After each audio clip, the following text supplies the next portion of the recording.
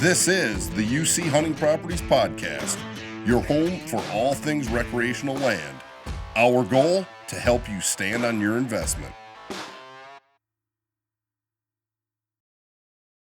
Hey guys, welcome back to the UC Hunting Properties Podcast.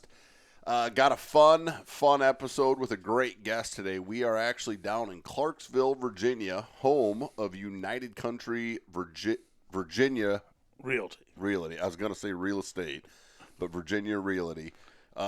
With truly a guest that really doesn't need much of an introduction. If you've been around United Country, I think everybody knows, like, Uncle Bill Baker is kind of how I look at it. But Bill Baker, welcome. I'm glad to be here with you. Welcome to our town. I love it. We've had a blast. You know, we're down doing the second annual UC Hunting Properties training event. A lot of Bill's crew. I'll put it that way. A lot of Bill's crew, and I think we have agents from. We were kind of doing the count through yesterday, and I think we're at 5 or potentially even 6 states represented. Right. With agents. So. Right. A lot of people out of the South and Southeast, I guess is how I would say it. But we love that everyone's getting up to snuff down here. You guys are going to leave today with your NDA Deer Steward 1 credentials. And people have heard me say it, but our goal is to get enough people through it that next year we can have a very large group gathering at some point in the summer and get everyone through their Deer Steward 2 course.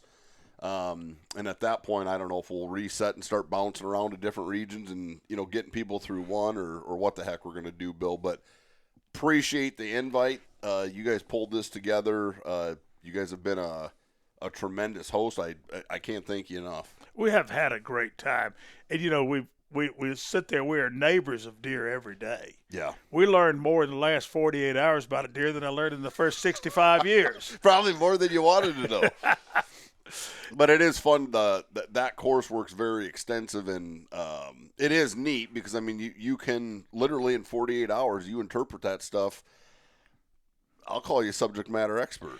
You know, it takes the mysteries where you're sitting there watching a deer, whether you're sitting there with a cup of coffee on the porch in the morning or off a deer stand, and you all of a sudden start to realize why they do what they do. Yeah, it's pretty cool. It is. It's pretty cool.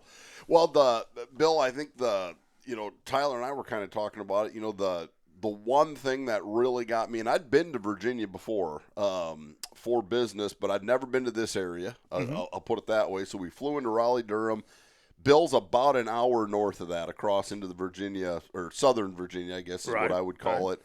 But this is a gorgeous area of the country, and it is rich and deep with history. It is that. And when you started talking, Bill, I'd love you to just give the listeners I want 2 things out of you, because there's 2 very interesting things. Number one, I want the background on your family and landing in Clarksville, because that was an amazing story you told last night. Mm-hmm. And then as soon as you're done with that, Bill, we're going to pivot right into your story. Okay. I love them both, and I think they're both very worthy of people understanding who Bill Baker is and where you come from. Yes, sir. You know, my family, my mother and father met during college after they both served in the Navy in World War II. My father was from southeastern Kentucky, and my mother was from right here in Mecklenburg County, Virginia. She was a Boyd, and they were the founders of our county. Our county seat is Boydton. Alexander Boyd was one of 4 brothers raised at Edinburgh, at the castle at Edinburgh in Scotland. Castle in Scotland, yeah. And they were direct lineage in the royal family. And the 2 other brothers, unfortunately, ended up being hung by the king. And they sent the 2 younger brothers, they banished them. Wow. One was James was banished to New Zealand. So you guys were the original outlaws. Yes, James was banished to New Zealand, and Alexander was banished to this place called Virginia. And and here you are. And actually had a king's grant. You know, it was kind of like we're so thankful for it today, but it was almost punishment then. Right. Here, I'm going to send you to a wilderness colony, and here's a big chunk of land for you to look after. Well, Alexander Boyd got here in the middle 1700s and started setting up shop. Yeah. Now, Alexander himself just survived through the time. He didn't thrive. He survived through the time, but his boys did thrive. Sure. And one of his son, Alexander, built the town of Boydton, and that's what our county seat and courthouse square. The original courthouse was in the Boyd Tavern, which is still a family treasure. We have a Boyd Tavern Foundation that keeps that up. Cool. And then I live in the home of Robert Boyd. That would be one of the original sons, born in America. Robert Boyd built Oakley, and that's the name of my farm, or my family's farm that I am a steward of. I might have a deed to it, but it doesn't belong to me. It belongs to. And I wish everyone could see it, because last night, what is it, probably 9 or 10 miles, Bill, to get up to your place from Clarksville? I can't even really put into words how picturesque it is. Like when I close my eyes and think of the Deep South and what it looks like, that's what it felt like pulling up your drive last night, and just the setup and how picturesque everything is. I mean, I give you a lot of kudos. You really keep that place nice. It keeps us. Yeah, I bet. Robert Boyd was one of 4 brothers, Robert, James, John, and William, that ended up moving into what was then the north central part of Mecklenburg County. Well, originally, actually, Lunenburg County. Mecklenburg became part of it, and settled in that region. Oakley was built, the back part in 1790, the front part in 1834 by my great-great-grandfather, Richard, and preserved by my grandmother until my mom and dad purchased out her sisters' and brothers' shares in the 1970s and did a ground-up restoration. And then I was able to secure it from them. My sister got the other farm, Egypt, which was the home of Robert A. Boyd, their son, and my great-grandfather. And that's the house my mother was born in. Now, is there any background on the stories with having Oakley in Egypt? I mean, was that a... Egypt was named Egypt because we had 86 families of indentured servants, of slaves. And those 86 families were shared by 4 brothers' farms, and they all lived on one farm. Wow. Now, those houses were actually still standing as late as 1949. My mom and dad got married in 47, and they burned down in 49. My dad got to see them one time. Wow. And it was row after row of houses behind that house. But the farm was always called Egypt because all of our families that farmed with us, and they really were families, were from northeast Africa. And if you think of northeast Africa, the top corner to the right of Africa, that's Egypt. Yeah. And so they called it Egypt. One of the most remarkable items is that most of them all stayed with us after the Civil War and farmed with us for generations. Wow, that's cool. And the last remaining son of a slave died in 1976, still working on that farm, and made his life and his career and his family, raised his family right there. Wow, what a neat story. So, I mean, you're going 5th, 6th generation, and your lineage is all the way back to the royal family in Scotland. That's unbelievable. But even more so, the foundation families of America. You know, we're fortunate. Patrick Henry's home was less than 60 miles due north of us, up on the Stanton/Roanoke River at Red Hill. Thomas Jefferson's family and our family are entwined in common. Thomas Jefferson and Alexander Boyd had a common great-grandfather. That's what you were saying. And our grandfather, actually, not a great-grandfather. So a lot of lineage in Southern Virginia that is very much related. This was tobacco. Yep. This is a tobacco mecca of great soils for tobacco. Tobacco is much like cantaloupes and other crops that derive flavors from the dirt. Sure. And so it's still a large tobacco area. Of course, nothing like it used to be because we've all learned that we're not supposed to smoke. So they say. I don't know. You know. Maybe we need to fire that back up. I don't know. Oh, plenty of people are firing it up. But we are fortunate, my sister and I and my cousin Jamie and Robin Rawls, we all own family land that, of course, my sister and I own my sister owns a couple of hundred acres. I own 258 and my cousin owns about 1,000. Sure. So these are all former part of the original family farm that we put together. And having that size chunk of land contiguous in Southern Virginia under family ownership is pretty rare. Wow, and it's so, like I said, it's so picturesque. I mean, it's almost storybookish, out at your place. It's pretty cool. Yeah, it's a noteworthy location, at Oakley. Oakley is featured on Thomas Jefferson's 1802 map of Virginia, as well as the Library of Congress map issued for separating Virginia and West Virginia. Crazy. So that's pretty cool. Yeah, that's super cool. No, when we started going down that last night, I was like, we got to talk about this because those are cool facts that you have a direct tie to. But Bill, just as interesting, I think, is your background. So give us a little snippet of that. Like, tell us about how Bill Baker got to be where Bill Baker's at. Well, it started in a hog house. Scooping shit. No, just about pushing it. I got out of high school and went to. I started farming a little in high school, and I loved to farm. And if I won the lottery tomorrow, I'd farm till it was gone, man. Yeah. But it is for the chosen few of economics and business acumen. I had a good run of farming in the late 70s and early 80s.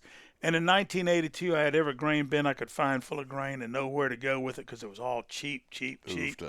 And a neighbor of mine had an idle hog house, and I got this great idea about raising some pigs to feed this grain to. Well, that didn't work out near as well as I'd hoped. And two things happened in the fall of October of 84. I was on my way to have my first child in January of 85. Emily was going to be born, and Melba and I were going to be parents for the first time. And I also knew I had to change careers. Yeah. I'd injured myself jumping off a hay wagon and was stuck at a table at a wedding of a cousin. And a local real estate broker said, "Bill, you're going to need to change careers, I think, soon." I said, "I am." She said, "You need to try this one." So I owe Susan Cohen a great debt of gratitude for getting me in this industry.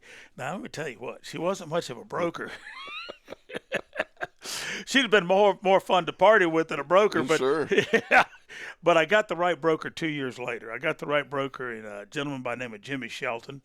And I worked for Jimmy the last 4 years of his life. He died at 90 years of age, missed being 90 by 5 days in the spring of 1991. Okay. And if he was still alive today, I'd still be working for him because Yeah. he taught me a lot about real estate.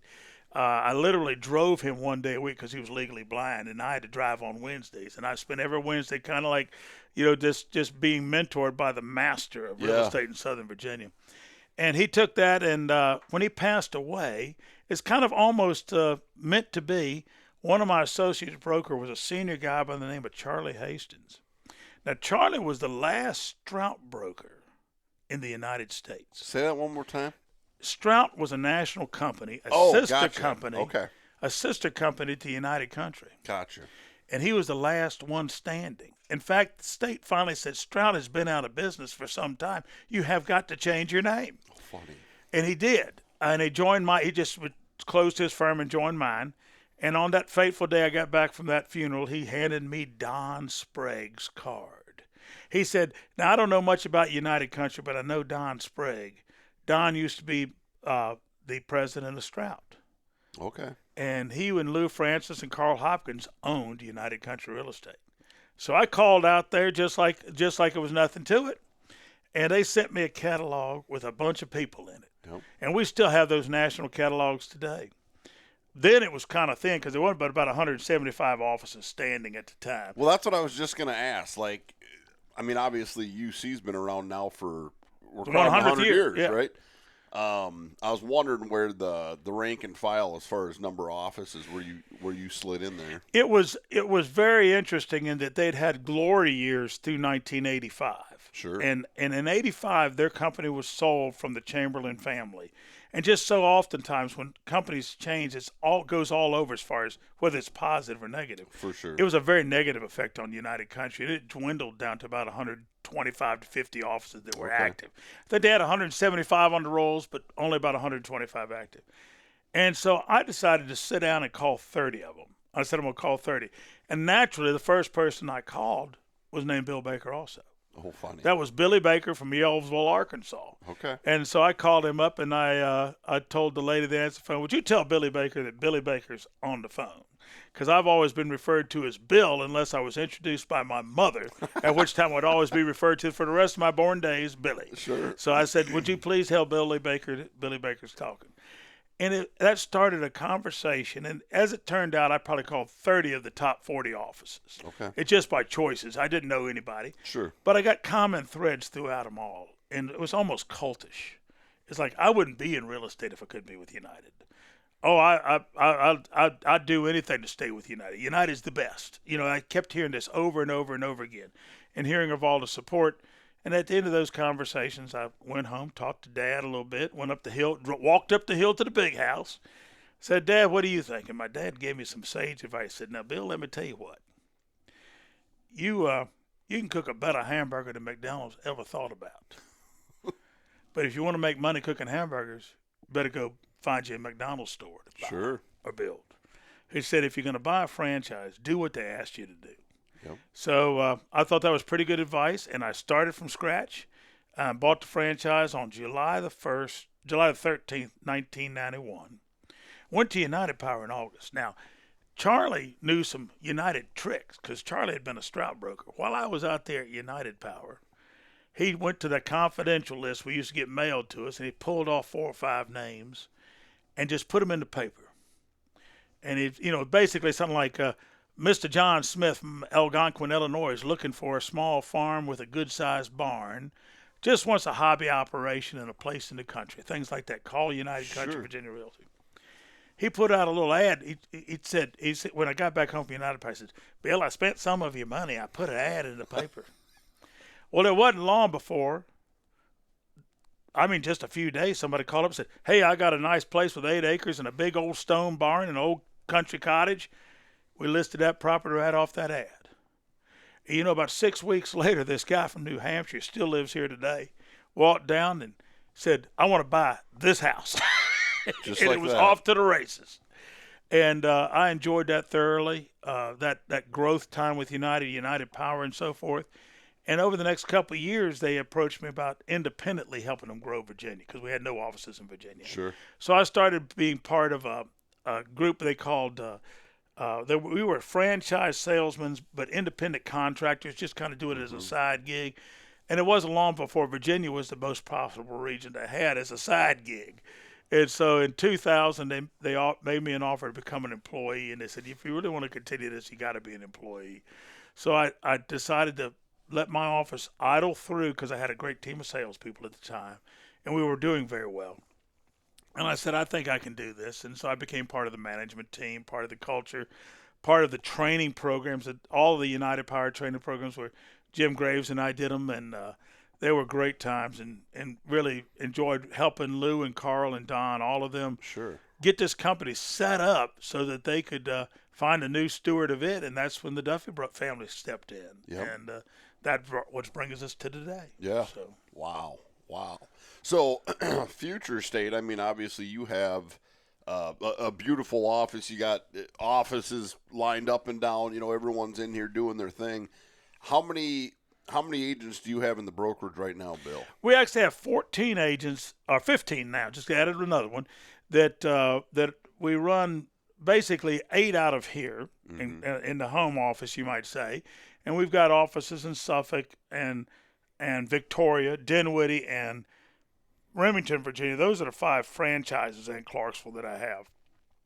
Almost all those are 1 or 2 producers. Yeah. And then a couple of agents at large. Barry Davidson joined up in Madison County, and just recently Coy Ray joined from over in Greene County. So I think the next set of agents are going to probably be more virtual than standalone.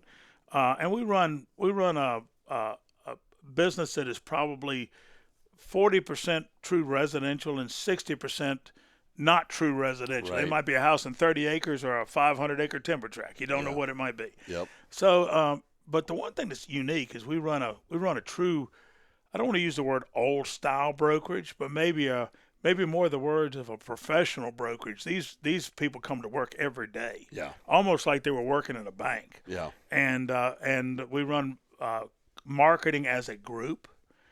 We market. Some agents do a lot of individual marketing and promotion, but we do a tremendous amount of marketing as a team. So that's what separates us here. Well, it's obvious, and I couldn't help but notice there's like 3 or 4 other real estate firms in Little Clarksville. So it's amazing to me to see what you've built here and what you have here, Bill, just thriving. You guys are having a big year. Oh, yeah. You're crowding into that top 10. Yep, this is our best year ever if it continues at this pace. Wow. And, and of course, we do have several firms in town. Two of them are run by former agents of mine. Yeah. And then there's the third firm. Most of their agents were former agents of mine. Well, just like everything we go through lives, this firm, I had a great group of agents in the early 2000s, and in the seasons of unpleasantry that followed the Obama election.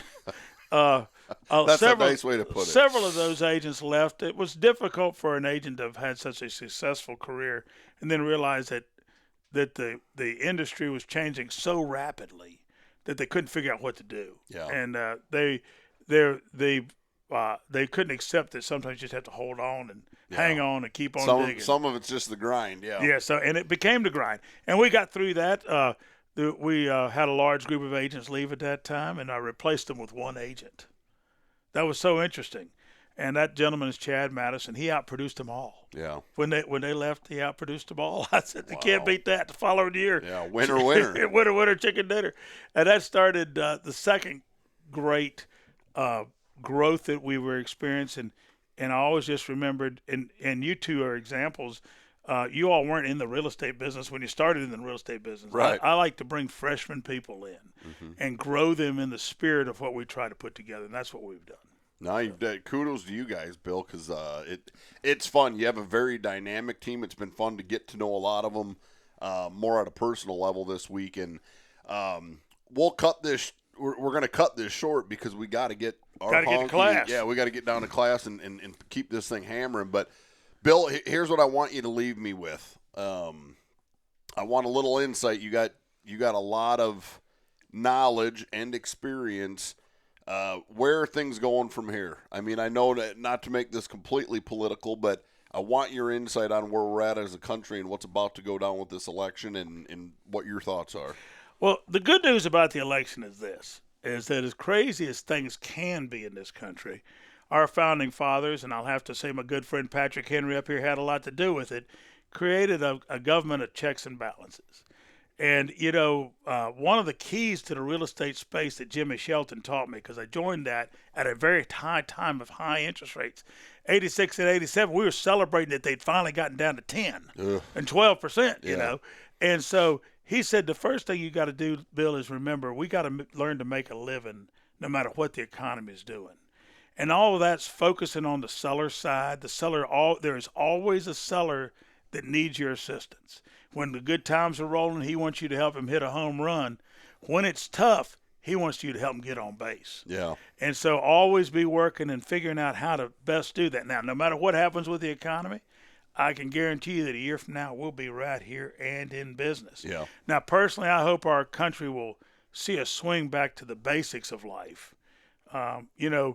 When you try to artificially manipulate any species, and that includes mankind, you automatically are going to have trouble. We learned a lot about wildlife, that wildlife are going to have you cannot artificially influence them. Yeah. And the same thing, natural selection is a wonderful thing. Well, nature versus nurture. Nature always wins. Nature always wins. And it's a great time to get back to the basics of good hard work, good livings. We need our moral compasses straightened up a little bit.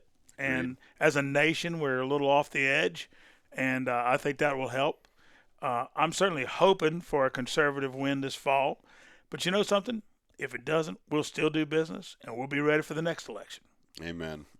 Well, it don't get much more positive than that, Bill. Yes, sir. So, nicely done. But we'll wrap this one up. Can't thank you enough. Really appreciate the hospitality and have enjoyed our time, Bill. We'll do this again. And just remember one thing. Okay. No matter what happens with the economy, the best place to put your money is an investment you can stand on. Stand on your investment, That's baby. right. All That's right. Buy land. We're cutting her off on that one. Yes, sir. Thanks, Bill.